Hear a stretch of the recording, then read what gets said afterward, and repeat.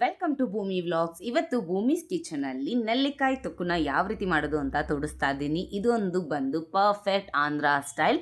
So ಬನ್ನಿ ಯಾವ ರೀತಿ ಮಾಡೋದು ಅಂತ ನೋಡೋಣ.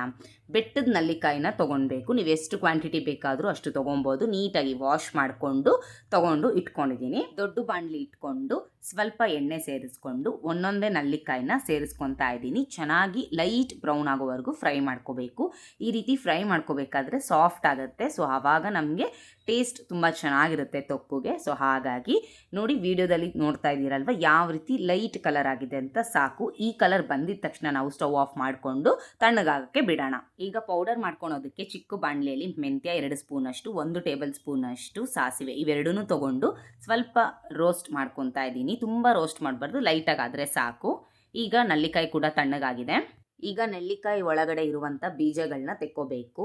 ನೆಲ್ಲಿಕಾಯಿ ನಾವು ಆಯಿಲಲ್ಲಿ ಫ್ರೈ ಮಾಡಿ ಸ್ವಲ್ಪ ತಣ್ಣಗಾದ್ಮೇಲೆ ಈಸಿಯಾಗಿ ಚಾಕುವಲ್ಲಿ ಬಂದುಬಿಡುತ್ತೆ ಬೀಜ.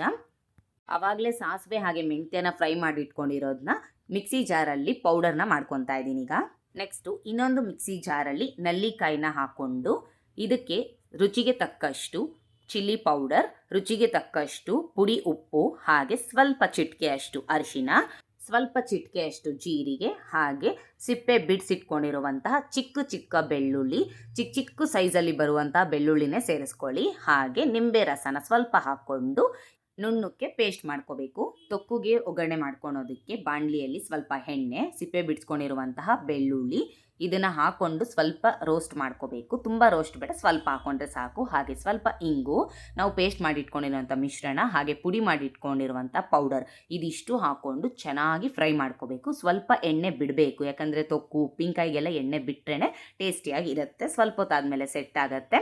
ಬಿಸಿ ಬಿಸಿ ಅನ್ನಕ್ಕೆ ತುಪ್ಪ ಹಾಕ್ಕೊಂಡು ತಿಂದರೆ ಸೂಪರಾಗಿರುತ್ತೆ. ಹಾಗೆ ಫ್ರಿಜ್ಜಲ್ಲಿ ಕೂಡ ನೀವು ಸ್ಟೀಲ್ ಬಾಕ್ಸಲ್ಲಿ ಸ್ಟೋರ್ ಮಾಡಿ ಇಟ್ಕೋಬೋದು. ನೀವು ಕೂಡ ಈ ರೆಸಿಪಿನ ನಿಮ್ಮ ಮನೆಯಲ್ಲಿ ಟ್ರೈ ಮಾಡಿದರೆ ಹೇಗೆ ಬಂತು ಅನ್ನೋದನ್ನು ಕಾಮೆಂಟ್ ಮಾಡಿ. ಈ ರೆಸಿಪಿ ವಿಡಿಯೋ ನಿಮ್ಗೆ ಇಷ್ಟ ಆಗಿದ್ದರೆ ತಪ್ಪದೆ ಲೈಕ್ ಮಾಡಿ. ಹಾಗೆ 1Kಗೆ ತುಂಬ ಹತ್ರ ಇದ್ದೀವಿ. ಬೇಗ ಬೇಗ ಸಬ್ಸ್ಕ್ರೈಬ್ ಮಾಡಿಕೊಂಡು ನಿಮ್ಮ ಫ್ರೆಂಡ್ಸ್ ಆ್ಯಂಡ್ ಫ್ಯಾಮಿಲಿ ಜೊತೆಗೂ ಕೂಡ ಶೇರ್ ಮಾಡಿ. Thank you for watching. Bye.